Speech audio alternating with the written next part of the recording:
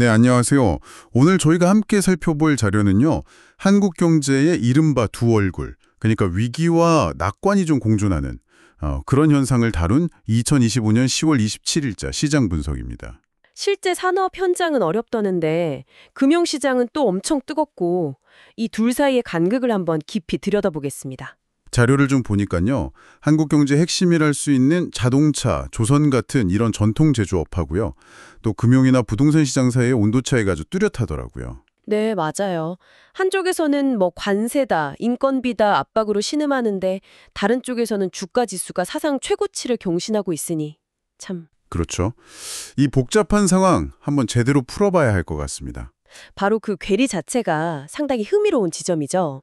이게 뭐랄까 실물 경제의 어려움이랑 금융시장의 어떤 기대감? 이게 어떻게 동시에 존재할 수 있는 건지, 그리고 이 현상이 이제 청취자분들의 비즈니스나 투자 결정에 어떤 의미를 던져주는지 그걸 함께 짚어보는 게 오늘 저희 목표라고 할 수 있겠습니다. 네. 그럼 먼저 자동차 산업부터 좀 볼까요? 이게 한미 관세 협상이 좀처럼 진전이 없으면서 미국 수출하는 자동차 부품의 최대 25% 관세 폭탄, 이게 현실화될 수 있다는 우려가 커지고 있더라고요. 네, 맞습니다. 게다가 양국 정부 발표마저 좀 엇갈리니까 그 불확실성이 더 커지는 거죠. 이게 단순히 완성차만의 문제가 아니라는 거죠. 2차, 3차 협력사들의 수익성을 직접적으로 악화시킨다는 점이 좀 심각해 보여요. 영업이익률이 2% 안팎까지 떨어졌다는 건 이건 정말 한계 상황이란 뜻이잖아요. 네, 바로 그 지점이 핵심입니다. 특히 그 가파른 인건비 상승까지 겹치면서 정말 이중고를 겪고 있는 거죠. 이런 중소부품사들이 흔들리면요. 결국 완성차 품질, 납기 다 연쇄적으로 영향을 받게 돼요. 단순히 한 업체의 어려움이 아니네요, 정말. 그렇죠. 자동차 산업 생태계 전체의 위기로 번질 수도 있고요. 심지어 생산기지 해외 이전, 즉 산업 공동화 가능성까지 그런 얘기까지 나오는 상황입니다. 조선업도 좀 비슷한 그림인 것 같습니다. 컨테이너선 신규 수주를 보면 중국 조선소가 가격 경쟁력을 앞세워서 시장 점유율 70% 이상을 가져간다고 자료는 그렇게 분석하네요. 거의 독주예요. 네, 그렇죠. 우리 조선사들은 그나마 LNG 운반선이나 해양 클랜트 같은 고부가가치 선박 수주로 겨우 버티고 있는 형국이고요. 삼성중공업이 FLNG, 그 부유식 액화천연가스 생산 설비 수주에서 성과를 낸 건 다행이긴 한데 네, 그건 고무적이지만 중국의 저가 공세는 여전히 너무 거셉니다. 컨테이너선 가격을 막 10% 이상 낮춰 제시하니까 우리 기업들이 수익성 지키기가 참 어렵죠. 결국 기술력 격차는 계속 유지하면서도 물량 확보를 위한 어떤 전략적인 포트폴리오 조정이 더 중요해진 시점이라고 봐야 할 것 같아요. 그런데 말이죠. 이렇게 실물 경제는 좀 싸늘한 분위기인데 금융시장은 정반대로 아주 뜨겁습니다.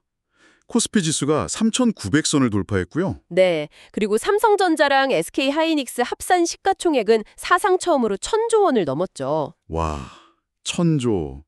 미국 증시도 마찬가지로 다우 지수가 47,000선을 넘어서는 등 최고가 랠리를 이어가고 있고요. 여기에는 여러 요인이 좀 복합적으로 작용하고 있는 것 같아요. 우선 미국 9월 소비자 물가지수 CPI라고 하죠. 이게 3.0%로 안정세를 보이면서 금리 인하에 대한 기대감이 커진 영향이 크고요. 이런 거슈적인 환경 속에서 특히 인공지능, AI하고 반도체 관련 기술주에 대한 기대가 정말 폭발적입니다. 글로벌 자금이 막 몰려들고 있고요. 그게 이제 한국 반도체 주가랑 코스피 상승을 이끌고 있는 거군요. 그렇죠.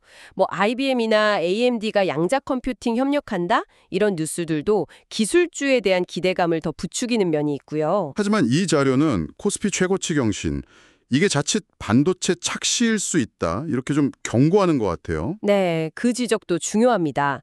그러니까 지수 상승이 너무 소수의 대형 반도체 주식에 과도하게 집중되어 있으면 경제 전반의 어떤 건강성을 제대로 반영하지 못할 수도 있다는 의미죠. 만약에 AI 투자 열풍이 생각보다 좀 빨리 식는다거나 하면 이 반짝 호황도 금방 꺼질 수 있다, 이런 우려도 나오는 거고요. 정책적인 불확실성도 좀 시장의 불안 요인으로 작용하는 것 같아요.